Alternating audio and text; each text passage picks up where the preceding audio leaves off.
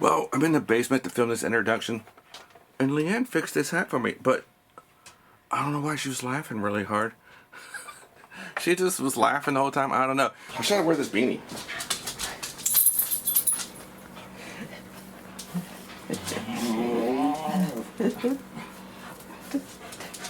Is it backwards? I don't know how it works, but it looks good to me. Not too bad. Thanks, Leanne. So this video is for my retro gaming channel. Link is right here. This cartridge port on this Commodore 64 stopped working. We're gonna open it up.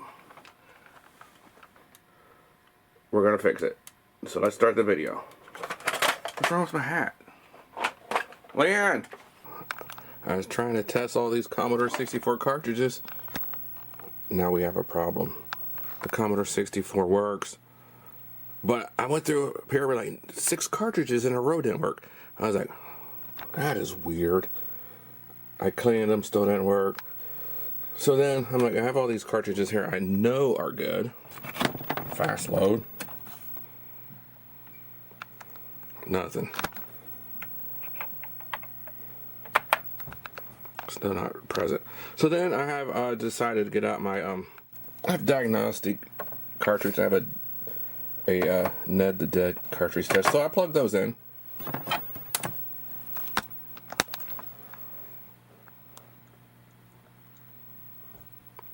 Nothing there. Let's try the other one. No flashes.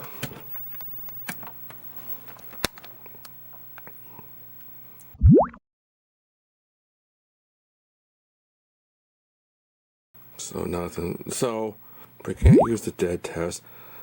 Basically, I clean. Let's open this up. And first thing I did was cleaning the cartridge port.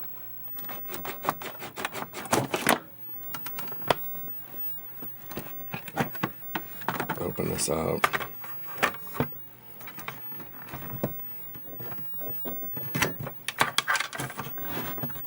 Unplug everything.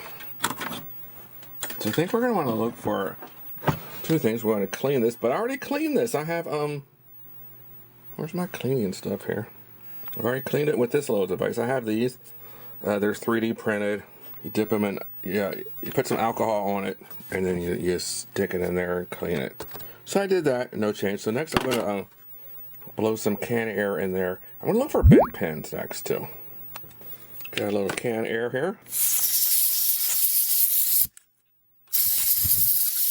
Some people could say to use contact cleaner. Like this is a really good contact cleaner, but I'm not going to use that yet. I'm going to look for bent pins. And then after that, we're going to look for broken solder points.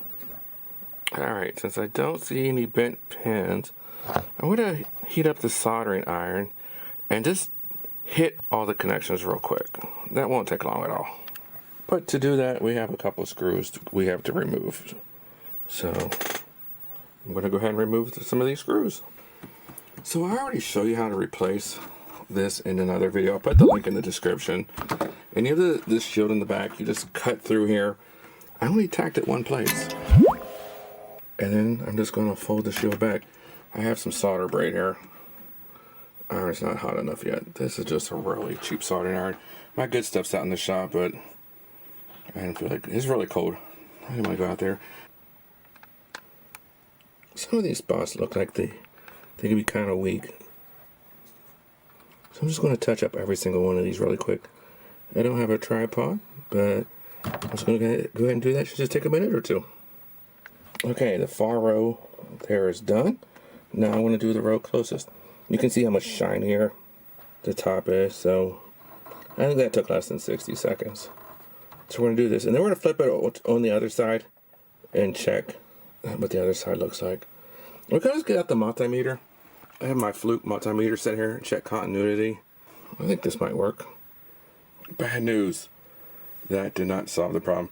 I think I saw some broken pins in the back. So I'm going to just remove that whole port.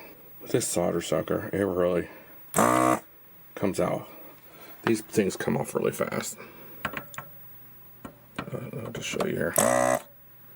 You can see how quick that goes. So There's no reason not just to remove it and check it. Took about 60 seconds. Look how cool that works. Alright, I'm going to go ahead and pry this out. Well, here we go again. I removed the port, and that was because I saw on this bottom row here,